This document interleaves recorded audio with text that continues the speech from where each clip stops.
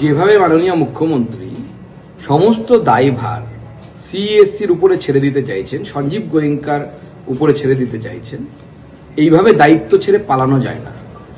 বন্যা হলে বা প্রাকৃতিক দুর্যোগ হলে জল জমবে, এটা অত্যন্ত স্বাভাবিক, সব শহরেই জমে। আমরা তার জন্য এই মুহূর্তে কাউকে দোষারোপ করছি না, কিন্তু প্রশ্ন হচ্ছে ব্যাঙ্গালোরেও তো জল জমে, কিছুদিন আগে হায়দ্রাবাদে জল জমেছিল, কোথাও তো আমরা দেখিনি যে ইলেকট্রিকের তার ছিঁড়ে মানুষের মৃত্যু ঘটছে। কেন কলকাতাতে বারবার হয়? কলকাতা জুড়ে এই যে অব্যবস্থা, এর জন্য দায়ী কে? এই সঞ্জীব গোয়েঙ্কাদের সাথে সম্পর্কটা কারা রাখে? কারা সঞ্জীব গোয়েঙ্কাদের কাছ থেকে ভোটের সময় টাকা নেয়? এই প্রশ্নগুলো এখন উঠলে পড়ে, তখন কিন্তু মাননীয় মুখ্যমন্ত্রী জবাব দিতে পারবেন না, পালাবেন। সেই জন্য দায়ভারটা নিতে শিখুন, সবসময় লোকের ঘাড়ে দায় চাপিয়ে দেবেন। শহর জুড়ে মানুষের দুর্ভোগের ছবি আর জানে পোস্ট করলেন শুভেন্দু অধিকারী। জলমগ্ন শহরে মৃত্যুর মিছিল, দুর্দশার দায় কার? উন্নত প্রযুক্তির কারণে কখন বৃষ্টি হবে, কত পরিমাণে হবে, আগে থেকেই আভাস পাওয়া যায়। কলকাতা এবং বিধাননগর পুর নিগমের মেয়রের অদক্ষতা এবং উদাসীনতার ফল ভোগ করতে হচ্ছে শহরবাসীকে, এমনই পোস্ট করেছেন শুভেন্দু অধিকারী। বিদ্যুৎ দপ্তরের দোষ মারাত্মক, আধিকারিকরা কোথায়? খোলা তার নিয়ে কেন কোনো ব্যবস্থা নেওয়া হয়নি? এটা অপরাধ, দোষ নির্ধারণ করে উপযুক্ত শাস্তি হওয়া উচিত। অব্যবস্থার জন্য মানুষের দুর্ভোগের শেষ নেই। আর কতদিন অরাজকতা চলবে? আক্রমণ শুভেন্দু অধিকারী।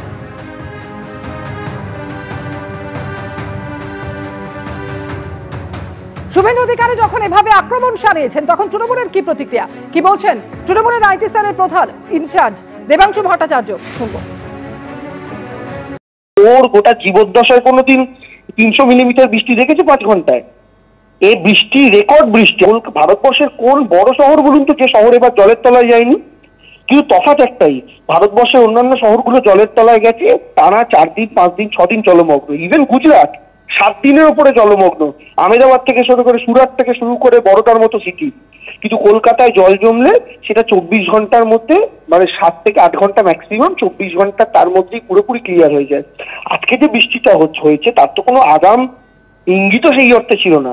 রাত্রিবেলার মধ্যে যে এরকম বৃষ্টি হবে এটা কি কারো জানার কথা ছিল? প্রায় মেঘ ভাঙা বৃষ্টির মতো বৃষ্টি। সেই জায়গা থেকে দাঁড়িয়ে প্রকৃতির কাছে আমরা প্রত্যেকে অসহায়, কিচ্ছু করার কারোর হাতে থাকে না। শুভেন্দু বাবুকে বলবো এই সময়টা অন্তত রাজনীতি না করে পারলে আপনার বিজেপির কর্মী সমর্থক যদি কিছু থেকে থাকে অবশিষ্ট, তাদেরকে নিয়ে প্রশাসনের পাশে দাঁড়িয়ে এই সময় মানুষকে রিলিফ দেওয়ার কাজ করবে। দুর্যোগে ভাসছে শহর, আজ থেকেই সমস্ত সরকারি স্কুলে মুখ্যমন্ত্রীর নির্দেশে পুজোর ছুটি ঘোষণা হলো। প্রাকৃতিক দুর্যোগের কারণে আজ থেকে স্কুলগুলিতে শুরু হচ্ছে পুজোর ছুটি। এছাড়াও আইসিএসসি এবং সিবিএসই বোর্ডের স্কুলগুলিতেও আজ থেকে অন্তত 2 দিন ছুটি দেওয়ার অনুরোধ জানিয়েছেন মুখ্যমন্ত্রী। বিশ্ববিদ্যালয়গুলিকে আগামী 2 দিন অনলাইনে ক্লাস করার অনুরোধ করেছেন তিনি। সরকারি অফিসগুলিকে 2 দিন ছুটি ঘোষণা করলেন মুখ্যমন্ত্রী। সরকারি কর্মীদের 2 দিন অফিসে না আসে ওয়ার্ক ফ্রম হোম করার নির্দেশ। এছাড়াও বেসরকারি অফিসগুলিকেও আগামী 2 দিন ওয়ার্ক ফ্রম হোম করার অনুরোধ জানিয়েছেন মুখ্যমন্ত্রী।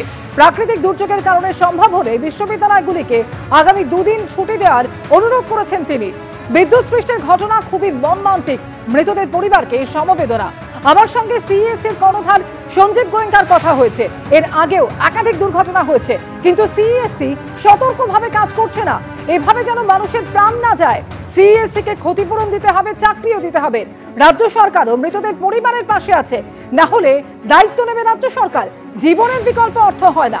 পুজোর আগে এতগুলো জীবন চলে গেলেও সকলকে অনুরোধ করব, জল থাকাকালীন কেউ রাস্তায় বেরোবেন না।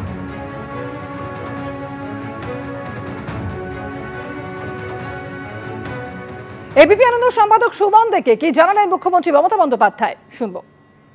দিদি, গোটা কলকাতা শহর জলের তলায়, রাত থেকে প্রায় মেঘ ভাঙা বৃষ্টি, 7 জন বিদ্যুৎস্পৃষ্ট হয়েছেন এখনো পর্যন্ত, জনজীবন বিপর্যস্ত।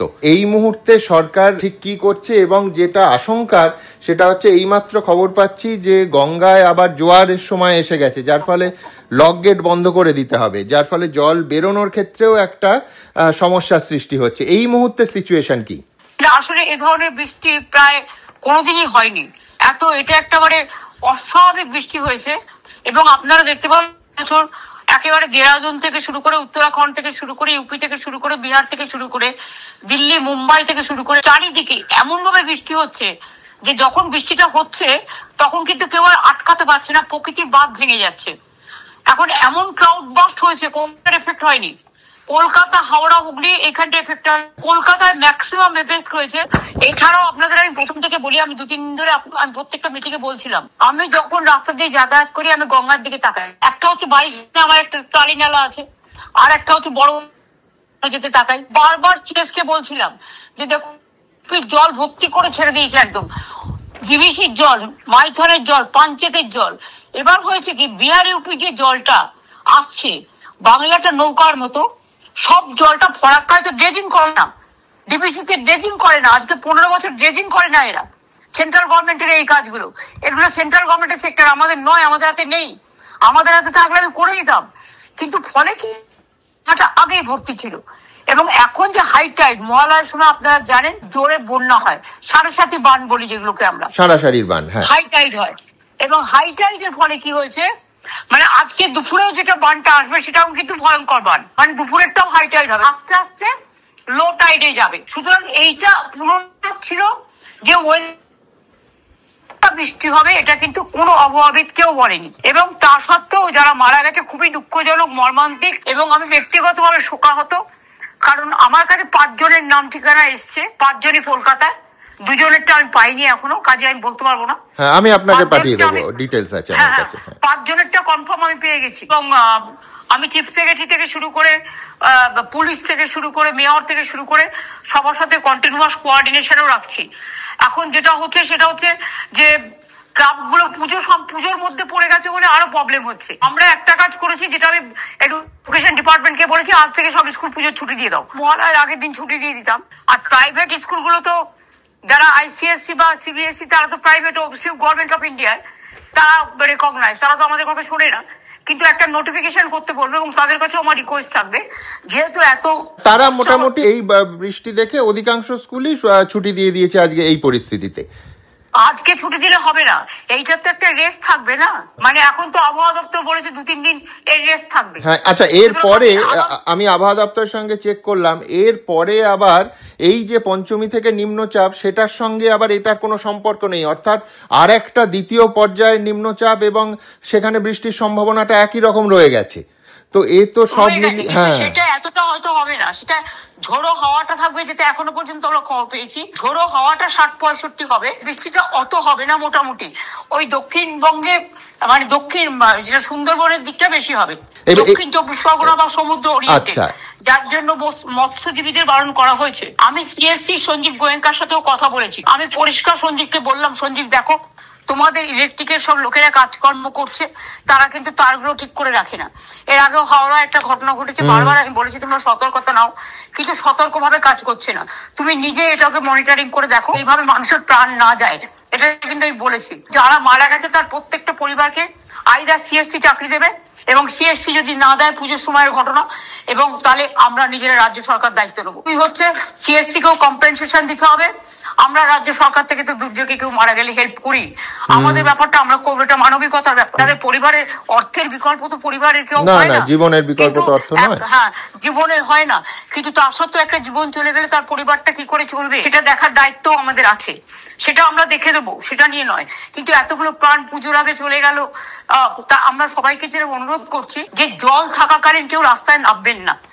সরকারি অফিসকেও বলছি, আজকাল আপনাদের অফিসে যেতে হবে না, বাড়ি থেকে কাজ করুন। সরকারি অফিসে যেতে হবে না, আপনাদের অ্যাবসেন্ট হবে না। বেসরকারি অফিস যারা আছে আইটি সেক্টরে, তাদেরও রিকোয়েস্ট করবো, যেহেতু দুর্যোগ হচ্ছে, তাই এই 2 দিন যদি তারা বাড়ি থেকে কাজ করতে অ্যালাউ করে, হোমওয়ার্ক, কারণ কোভিড এর সময় তো আমরা দেখেছি হয়েছে, ওয়ার্ক ফ্রম হোম বলছে।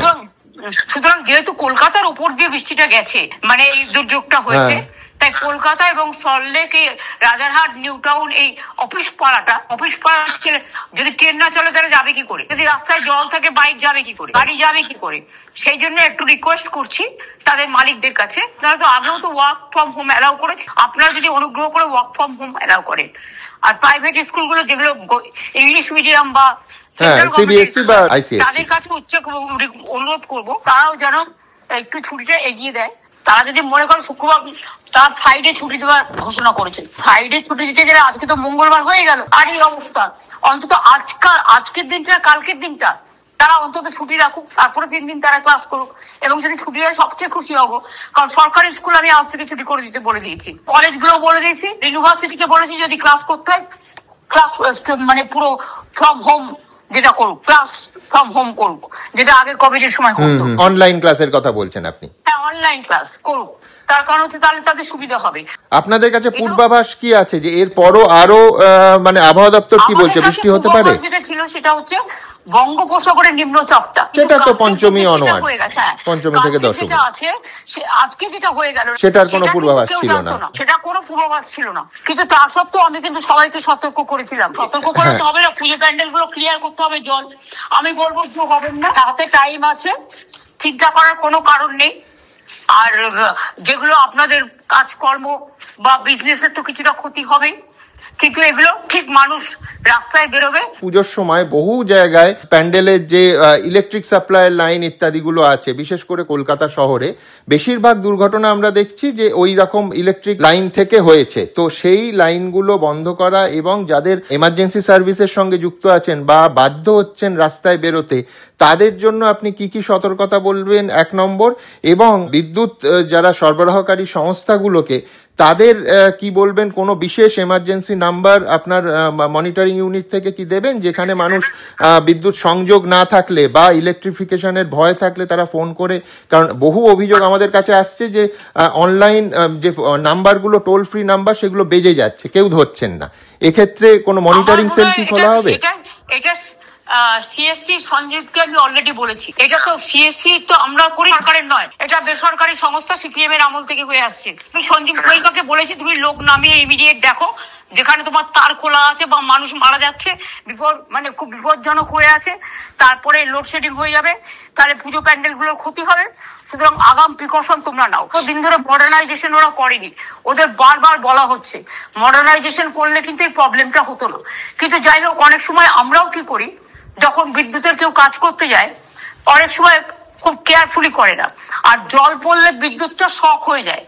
বিদ্যুতের কোনো কিছুতে কেউ হাত দেবার আগে জল যদি থাকে কোথাও, হাত দেবেন না দয়া করে, এটা সবাইকে আমি অনুরোধ করব। দয়া করে যদি জল জমে থাকে, আপনি তো জানেন না যে রাস্তায় কোথায় তার পড়ে আছে, আপনি তো জানেন না জলের মধ্যে চলতে গেলে কোথায় ইলেকট্রিসিটির কোন ইলেকট্রিক বক্স আছে, প্লিজ দয়া করে জল যতক্ষণ রাস্তায় ভরা থাকবে ততক্ষণ পর্যন্ত, যতক্ষণ আপনি চোখে রাস্তাটা দেখতে না পাচ্ছেন ততক্ষণ পর্যন্ত বাড়িতে থেকে কাজ করুন, আপনাদের চাকরির জন্য চিন্তা করার কারণ থাকবে না। শহরের নিকাশি ব্যবস্থাকেও একটু ঢেলে সাজানোর প্রয়োজন মনে করছেন? নিকাশি ব্যবস্থা আমাদের ভীষণ ভালো, এটাতে কোনো অসুবিধা নেই। হাওড়ারটা খারাপ আছে, ওটা আমি করে দিচ্ছি, ওয়ার্ল্ড ব্যাংকের টাকায় হবে। ডিপিআর রেডি করা হচ্ছে হাওড়ারটা, আর হাওড়ার ড্রেজিংটা খুব পুরনো, নতুন করে করা হচ্ছে। হ্যাঁ, আর কলকাতার ড্রেজিং ব্যবস্থা একদম ঠিক আছে, এবং আমরা ট্রলি নালা থেকে শুরু করে এগুলো সব ড্রেজিং করে দিয়েছি। আজকে যতটা জল বেরোচ্ছে তার থেকে আরো বেশি বেরোতো যদি আমরা ড্রেজিংটা না করতাম, এবং এই ট্রলি নালার জন্য টাকা দেওয়া হয়েছে।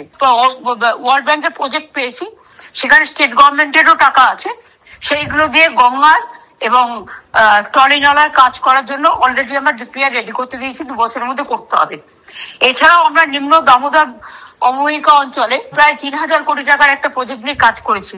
ফলে আগে যে জল, তারপর আমরা 5.5 লক্ষ পুকুর কেটেছি যাতে জলগুলো ভরতে পারে, 500 চেক ড্যাম করেছি, ব্যবস্থা করেছি। কিন্তু প্রবলেমটা কি, বাংলাটা হচ্ছে একটা নৌকার মতো, জল যদি বিহার থেকে চলে আসে, ইউপি থেকে চলে আসে গঙ্গা দিয়ে, ওদিকে ঝাড়খণ্ডে বৃষ্টি হলে আমার বৃষ্টিটা আমি সামলে নিতে পারতাম, সে তো জেলায়, কিন্তু আমি এই কলকাতার কথা বলছি। আমাকে ঝাড়খণ্ড, বিহার, ইউপি, নেপালের, ভুটানের সংকট, সবার বৃষ্টি আমাকে সামলাতে হচ্ছে। জনজীবন একেবারে বিপর্যস্ত, তবে এটা আশা করব যে এই দ্রুত এই পরিস্থিতি থেকে আমরা সবাই মুক্তি পেতে পারবো। আমার মনে হয় 48 আওয়ার্স লাগবে, 48 ঘন্টা আপনি বলছেন। হ্যাঁ, আর আবার তো নিম্নচাপ সৃষ্টি হবে একটা। হ্যাঁ, পঞ্চমী থেকে দশমী ইতিমধ্যেই ফোরকাস্ট আছে। বৃষ্টি হলে ঝড়ো হাওয়া বইলেও খুব একটা অসুবিধা হবে না, লোকে বেরোবে। লাস্ট হাই টাইডটা আসবে, এইটার পরে আরো একটু ভাসবে, ভাসার পরে তোমার আস্তে আস্তে ওটা লো টাইড যখন হবে তখন বৃষ্টি হলে জলটা, আপনি বলছেন হ্যাঁ এরপরও বিকেলের দিকে সারাসারির বান এলে, জোয়ার এলে, দুপুরের দিকে, হ্যাঁ মানে আরো ভাসবে, জলস্তর আরো বাড়তে পারে শহরের। মানে ধরো কালীঘাটের দিকটা তো ভাসবে, বা সন্নিহিত অঞ্চলগুলোতে, আমাদের কালীঘাটের দিকটা হবে। নিঃসন্দেহে দিদি পরিস্থিতির দিকে আমাদের নজর থাকবে। আপনাদের কাছে কোনো ইনফরমেশন থাকলে আমার কাছে ডাইরেক্ট পাঠিয়ে দেবেন, নো প্রবলেম। আর আমি সিএসকে বলছি ইমিডিয়েট একটা টোল ফ্রি নাম্বার করতে, এটা মানুষের যেখানে কমপ্লেন আছে ইলেকট্রিসিটি নিয়ে বা যে কমপ্লেন এই বৃষ্টি সংক্রান্ত, সেখানে পাঠাতে পারে। আমি এক্ষুনি বলছি করতে। অনেক ধন্যবাদ। Thank you.